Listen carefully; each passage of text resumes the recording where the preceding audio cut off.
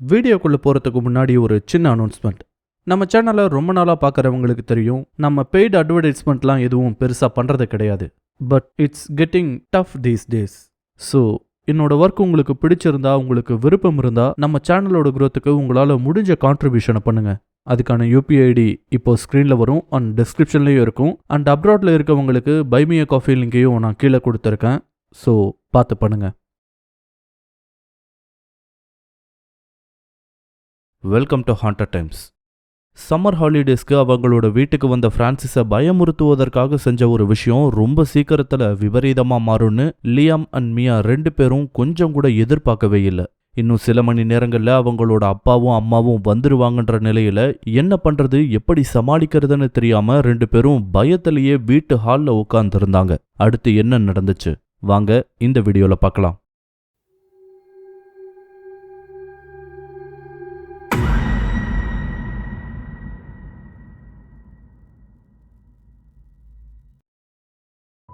சரியா 6:30 மணிக்கு முதல்ல அவங்களோட அம்மா தான் வீட்டுக்கு வந்தாங்க. வீடு அமைதியா இருந்ததை பார்த்து அவங்களுக்கு ஒரு நிமிஷம் நிம்மதியா இருந்தாலும் என்னாச்சோ தெரியலையேன்னு கொஞ்சம் நர்வஸோடைய தான் உள்ள போயிருக்காங்க. உள்ள போனா ஹால்ல லியாமும் மியாவும் உட்கார்ந்து இருந்ததை பார்த்தாங்க அவங்களோட அம்மா. ஆனா அவங்களோட நடவடிக்கைகள் அவங்க கொஞ்சம் டென்ஷனா இருந்ததை அவங்களுக்கு ரொம்ப நல்லாவே காட்டி கொடுத்தது. சரி, மறுபடியும் பிராங்கோட ஏதாவது சண்டை போட்டிருப்பாங்கன்னு நினைச்சுக்கிட்டு இவங்க ரூமுக்கு போய் ரிஃப்ரெஷ் ஆயிட்டு திரும்ப ஹாலுக்கு வந்திருக்காங்க. அப்பவும் அவங்க அதே நிலையில தான் இருந்தாங்க. ஏதோ தப்பா படவும் என்னாச்சு, இன்னைக்கு என்ன நடந்ததுன்னு கேட்டாங்க அவங்க அம்மா. அவங்க இப்படி கேட்டதும் ரெண்டு பேரும் ஒருத்தர் ஒரு மாதிரி பார்த்துக்கிட்டாங்க. இதை கவனிச்சதும் அவங்க மனசுக்கு ஏதோ நெருடலப்படவும், சரி பிராங்க் எங்க போனான்னு கேட்டிருக்காங்க. எந்த கேள்வியை அவங்க கேட்டுடவே கூடாதுன்னு நினைச்சாங்களோ அந்த ரெண்டு கேள்வியவும் மியாவும் லியாமும் எதிர்கொண்டாங்க. அந்த கேள்விக்கு அவங்க ரெண்டு பேர்கிட்ட இருந்தும் எந்த விதமான பதிலும் வரல. இதை ஒரு 5 நிமிஷம் பார்த்துக்கிட்டு இருந்தவங்க பொறுமை இழந்து போய் அவங்களே பிராங்கை கூப்பிட ஆரம்பிச்சாங்க. ஹாலில் இருந்துகிட்டே பிராங்க் எங்க இருக்க, கீழே வான்னு கூப்பிட்டுருக்காங்க. ஆனா 5 நிமிஷமாயும் அவங்க கூப்பிட்டதுக்கு எந்த விதமான பதிலுமே வரல. மறுபடியும் 2-3 தடவை கூப்பிட்டுருக்காங்க. ஆனால் வீடு அமைதியாக தான் இருந்திருக்கு. இப்போ அவங்களே கொஞ்சம் பரபரப்பாகி லியாம் அண்ட் மியா கிட்ட திரும்பி பிராங்க் எங்கே போனா, அவனுக்கு என்ன ஆச்சுன்னு கேட்டிருக்காங்க. மறுபடியும் அண்ணன் தங்கச்சி ரெண்டு பேரும் ஒருத்தர் பார்த்துக்கிட்டு இருக்காங்க. இதை பார்த்து டென்ஷனானவங்க, கேட்குறேன்ல பிராங்க் எங்கன்னு சொல்லிட்டு சத்தம் போடவும் லியாம் தான் முதல்ல பேச ஆரம்பிச்சான். அம்மா, அது பிராங்க் காணாமல் போயிட்டாமான்னு சொல்லியிருக்கான். என்னது, பிராங்க் காணாமல் போயிட்டானா? அது எப்படி காணாம போவான், உங்ககிட்ட பார்த்துக்க சொல்லி விட்டுட்டு தானே போனேன்னு கேட்டாங்க லியாமோட அம்மா. அதுக்கு என்ன பதில் சொல்றதுன்னு தெரியாம, எங்களுக்கும் தெரியலம்மா, கடைசியா கண்ணாமூச்சி விளையாடிட்டு இருந்தோம், அப்போ அவன் ஒரு இடத்துல ஒளிய போனா, அதுக்கப்புறம் அவனுக்கு என்னாச்சுன்னு தெரியலன்னு சொன்னா லியாம். தடவை அவன் சொல்றதை கேட்கும்போது அவங்களால கொஞ்சம் கூட நம்பவே முடியல. சீரியஸ்லி எப்படி அவங்க நம்புவாங்க? கண்ணாமூச்சி விளையாடும் போது ஒரு 13 வயசு பையன் திடீர்னு காணாம போயிட்டான்னா யாரால நம்ப முடியும்? என்ன விளையாடுறீங்களான்னு மறுபடியும் கோவமா அவங்களோட அம்மா கேட்டதுக்கு இப்போ மியா பேச ஆரம்பிச்சா. இல்லம்மா, நாங்க சத்தியமா சொல்றோம், நாங்க கண்ணாமூச்சி விளையாடிட்டு இருக்கும்போது அவன் ஒரு இடத்துல போய் ஒளிஞ்சான், அதுக்கப்புறம் அவனுக்கு என்னாச்சுன்னே எங்களுக்கு தெரியாதுன்னு சொன்னாங்க மியா. இப்போ மியாவை பார்த்து, சும்மா கதை விடாத மியா, இதை யாரு நம்புவாங்க? அவன் மேல இருக்க கோவத்துல அவனை ஏதாவது பண்ணிட்டீங்களான்னு கேட்டாங்க மியாவோட அம்மா. அதுக்கு மியாவும் லியாமும் சத்தியமா இல்லம்மா, நாங்க அப்படி எதுவுமே பண்ணலன்னு அழாத குறையா சொன்னாங்க. இவங்க ரெண்டு பேரும் இப்படி சொல்லவும் என்ன பண்றதுன்னு புரியாம, சரி எங்க ஒளிஞ்சா வந்து காமின்னு சொன்னதுக்கு அவங்க ரெண்டு பேரும் ஆட்டிக்ல இருந்த அந்த பெரிய பெட்டி கிட்ட கூட்டிட்டு போயிருக்காங்க. இந்த பெட்டியில தாம்மா ஒளிஞ்சுக்கிட்டு இருந்தான், ஆனா இப்ப அவன் எங்க போனான்னு தெரியலன்னு சொன்னாங்க. அப்போ கொஞ்ச நேரம் பெட்டியை பார்த்துக்கிட்டு இருந்தவங்க, உண்மையை சொல்லுங்க, காலையிலிருந்து உங்களுக்குள்ள என்ன நடந்துச்சு? பிராங்க் ஏதாவது பிரச்சனை பண்ணானா அதுக்கு நீங்க ஏதாவது ரியாக்ட் பண்ணீங்களா, இல்ல என்ன நடந்துச்சு, இந்த பெட்டிக்குள்ள அவன் எப்படி போனான்னு ஒண்ணு விடாம எல்லாத்தையும் என்கிட்ட சொல்லுங்கன்னு கேட்டாங்க மியாவோட அம்மா. இப்படி கேட்டதும் லியாம் நடந்த எல்லாத்தையும், அதாவது அவங்க அந்த பெட்டிக்குள்ள அவனை வச்சு பயமுறுத்துறதுக்கு பிளான் போட்டதுல இருந்து ஆரம்பிச்சு, அவனா அன்னைக்கு மதியம் ஹைட் அண்ட் சீக் விளையாட அவங்கள கூப்பிட்டது, அவங்க பிளான் பண்ண மாதிரியே அந்த பெட்டிக்குள்ள அவனை ஒளிய வச்சது, அவன் ஒளிஞ்சது தெரிஞ்சதும் லியாம் பின்னாடியே போய் அந்த பெட்டியை க்ளோஸ் பண்ணிட்டு வந்தது, அதுக்கப்புறம் 1 மணி நேரம் கழிச்சு எந்த விதமான சத்தமும் வராததால பயந்து போய் அந்த பெட்டியை ஓபன் பண்ணி பார்க்கும்போது அவன் இல்லாம போனது, அதுக்கப்புறம் அவங்க வீடு முழுக்க தேடினதுன்னு எல்லாத்தையும் சொல்லி முடிச்சாங்க மியாவும் லியாமும். இதை கேட்டுட்டு அடுத்து என்ன செய்யறதுன்னே தெரியாம அவங்களும் வீடு முழுக்க பிராங்கை தேடி இருக்காங்க. ஆனா வீடு முழுக்க தேடியும் பிராங்கை எங்கேயுமே அவங்களால கண்டுபிடிக்க முடியல. உடனடியாக அக்கம் பக்கத்து வீடுகளில் ஃபோன் பண்ணி பிராங்க் வெளியே போகிறத நீங்கள் பார்த்தீங்களான்னு கேட்டிருக்காங்க. ஆனால் அவங்க ஃபோன் பண்ணி கேட்ட எல்லாருமே அன்னைக்கு மதியம் யாருமே உங்கள் வீட்டில் இருந்து வெளியே போகலையேன்னு தான் சொல்லியிருக்காங்க. கொஞ்சம் கொஞ்சமா அவங்களோட அம்மாவுக்கு டென்ஷன் ஏற ஆரம்பிச்சது. இதை எப்படி தன்னோட தங்கச்சிக்கிட்ட சொல்ல போறேன்னு தெரியலையேன்னு அழாத குறையா புலம்ப ஆரம்பிச்சாங்க லியாமோட அம்மா. அப்பதான் அவங்களோட அப்பா வேலையிலிருந்து வந்து காரை நிறுத்திட்டு வீட்டுக்குள்ள வந்திருக்காரு. வீட்டுக்குள்ள வந்தவருக்கு அன்னைக்கு நடந்தது எதுவுமே தெரியாதுன்றதால டென்ஷனா இருந்த 3 பேரையும் பார்த்து, ஹாய் காய்ஸ், என்ன ஏதாவது ப்ராப்ளமான்னு கேட்டிருக்காரு. அப்போ அவரோட மனைவி, அதாவது லியாமன் மியாவோட அம்மா உடஞ்சி அழ ஆரம்பிச்சிருக்காங்க. என்னாச்சில்லண்டா, ஏன் அழறன்னு சொல்லிட்டு அவங்க பக்கத்துல போய் உட்காந்து அவங்களோட தோலை தொட்டிருக்காரு. அப்போ அவங்க நடந்ததையெல்லாம் சொல்லி இருக்காங்க.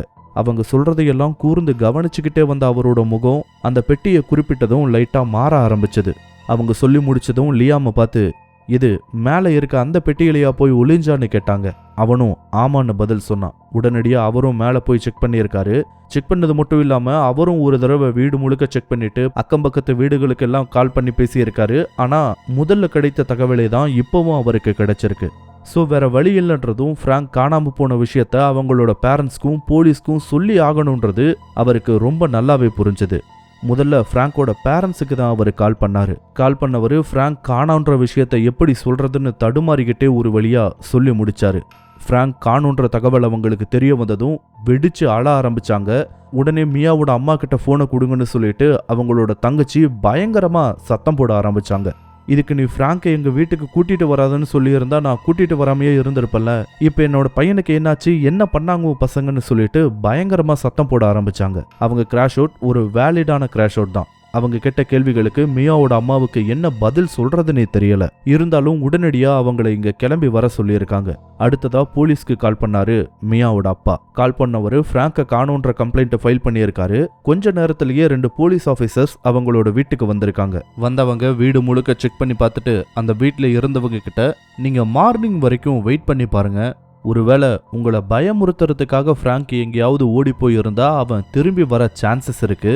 சப்போஸ் காலையில் ஆகியும் ஃப்ராங்க் திரும்ப வரலனா நீங்க எங்களுக்கு மறுபடியும் இன்டிமேட் பண்ணுங்க. நாங்க இதை மேன் மிஸ்ஸிங் கேஸா ஃபைல் பண்ணி அடுத்த கட்ட சர்ச்சை நாங்க ஆரம்பிக்கிறோம்னு சொல்லிட்டு அங்கிருந்து கிளம்பி இருக்காங்க. அந்த ராத்திரி முழுக்க அந்த வீட்டில் இருந்த 4 பேரும் தூங்கவே இல்லை. மியாவுக்கும் லியாமுக்கும் மாறி மாறி திட்டு விழுந்துகிட்டே இருந்துச்சு. மறுநாள் ஏர்லி மார்னிங் ஃப்ராங்கோட பேரண்ட்ஸ் அந்த வீட்டுக்கு வந்தாங்க. வந்தவங்க லியாம ஒரு ஓங்கி அரைஞ்சிட்டு தான் அவங்களோட சிஸ்டரையே திட்ட ஆரம்பிச்சாங்க. ஒரு கட்டத்துக்கு மேல அவங்கள சமாதானப்படுத்தின மியாவோட அப்பா, நடந்தது நடந்துருச்சு, இனிமே ஆக போறத பார்க்கலாம், போலீஸ் கம்ப்ளைண்ட் ஃபைல் பண்ணி ஃப்ராங்கை தேட பார்க்கலாம்னு சொல்லிட்டு அவங்கள கொஞ்சம் சமாதானப்படுத்தி இருக்காரு. காலையில 8 மணி ஆகியும் ஃப்ராங்க் வராம போகவும் மறுபடியும் போலீஸ்க்கு கால் பண்ணியிருக்காரு மியாவோட அப்பா. இந்த முறையும் லாஸ்ட் நைட் வந்த போலீஸே திரும்ப வந்திருக்காங்க. வந்தவங்க ஃப்ராங்க் காணோன்றத உறுதிப்படுத்திக்கிட்டு மேன் மிஸ்ஸிங் கேஸை ஃபைல் பண்ணி அடுத்த கட்ட தேடல ஆரம்பிச்சாங்க. ஆனா அது அவ்வளோ ஈஸியா இல்ல. அந்த ஏரியாவில் இருந்த எல்லா வீட்டுக்கும் போய் போலீஸ் தனித்தனியாவே விசாரிச்சிருக்காங்க. ஆனா யாருமே ஃப்ராங்கை பார்த்ததாவே சொல்லல. அது மட்டும் இல்லாம அந்த ஊர் முழுக்க, அடுத்ததா அந்த ஸ்டேட் முழுக்க ஃப்ராங்க் காணோன்ற ஒரு செய்தி பரப்பப்பட்டுச்சு. இப்படியே 1 வாரமாகுது, 2 வாரமாகுது, 1 மாசமாகுது, 6 மாசங்களாகுது. ஆனா ஃப்ராங்க் எங்க போனா, அவனுக்கு என்னாச்சுன்னு எந்த விதமான தகவல்களும் தெரியவே இல்லை. இதுக்கு நடுவுல ஃப்ராங்கோட பேரண்ட்ஸ் அவனை பத்தின தகவல்களை யாராவது சொன்னா அவங்களுக்கு $10,000 கொடுக்கறோன்னு பிரைஸ் மணியை கூட அனௌன்ஸ் பண்ணாங்க. நியூஸ் பேப்பர்ல, மில்க் கார்டன்ஸ்ல, ஹைவே பில்போர்ட்லன்னு பல இடங்கள்லையும் ஃப்ராங்க் காணாம போன செய்தி பப்ளிஷ் செய்யப்பட்டுச்சு. ஆனா 6 மாதங்களாகியும் எந்த விதமான முன்னேற்றமும் இல்லை. ஸோ ஃப்ராங்க் காணாம போன கேஸ் அப்படியே கோல்டு கேஸா மாற ஆரம்பிச்சது. போலீஸ்க்கும் அடுத்தடுத்த பெரிய பெரிய கேசஸ் இருந்ததால அவங்க அதை விசாரிக்க போயிட்டாங்க. பிரான்சிஸோட அப்பா அம்மாவும் சரி, லியாமோட பேரண்ட்ஸும் சரி அந்த கேஸை ஃபாலோ பண்ணி பல முறை போலீஸ்கிட்ட என்னாச்சுன்னு அப்டேட் கேட்டுக்கிட்டே இருந்தாங்க. ஆனா போலீஸ்க்கு தெரிஞ்சாதானே இவங்களுக்கு ஏதாவது அப்டேட்டை சொல்ல முடியும். அவங்களுக்கு எதுவும் தெரியாதுன்னும் போது அதை பத்தி எதையுமே அவங்களால சொல்ல முடியல. அப்போ ஒரு நாள் நைட் டைம்ல மறுபடியும் லிண்டா அவங்களோட ஹஸ்பண்ட் கிட்ட ஃப்ராங்கை பத்தி சொல்லி புலம்ப ஆரம்பிச்சாங்க. அன்னைக்கு மட்டும் பசங்க கொஞ்சம் கேர்ஃபுல்லா இருந்திருந்தா இது நடந்திருக்காது. அந்த சம்பவம் நடந்ததுக்கு அப்புறம் அவங்களோட சிஸ்டர் அவங்க கிட்ட பேசுறதே இல்லைன்றத பத்தி எல்லாம் சொல்லிக்கிட்டு இருக்கும் போதுதான் அவங்களோட ஹஸ்பண்ட் திடீர்னு, லிண்டா இனிமே ஃப்ராங்க் திரும்பி வரப்போறதில்லன்னு சொன்னாரு. திடீர்னு அவர் இப்படி சொல்வாருன்னு அவங்க எதிர்பார்க்கவே இல்லை. ஒருவித குழப்பத்தோட, ஏன் இப்படி சொல்றீங்கன்னு கேட்டதுக்கு அவர் திரும்பி லிண்டாவை பார்த்தாரு. அந்த பார்வையில பல அர்த்தங்கள் இருந்துச்சு. அந்த பார்வையிலேயே தன்னோட ஹஸ்பண்ட் தன்கிட்ட இருந்து எதையோ மறைக்கிறாருன்றது அவங்களுக்கு ரொம்ப நல்லா புரிஞ்சுது. அப்படி என்ன விஷயம் லிண்டாவுக்கு தெரியாம இல்ல அவங்க கிட்ட சொல்லாம அவங்களோட ஹஸ்பண்ட் மறைச்சிருக்க முடியும்? காணாம போன பிரான்சிஸ் ஏன் திரும்ப வரமாட்டான்னு அவரு சொன்னாரு. அதை பத்தியெல்லாம் அடுத்த வீடியோல பார்க்கலாமா? இந்த வீடியோ உங்களுக்கு பிடிச்சிருந்தா லைக் பண்ணுங்க, கமெண்ட் பண்ணுங்க, ஷேர் பண்ணுங்க. இதே மாதிரியான புதிய வீடியோக்களை பார்க்க மறக்காம ஹாண்டட் டைம்ஸ் சேனலுக்கு சப்ஸ்கிரைப் பண்ணுங்க. அண்ட் மறக்காம நோட்டிஃபிகேஷன் பெல் ஐக்கானையும் கிளிக் பண்ணி விடுங்க. தேங்க்யூ.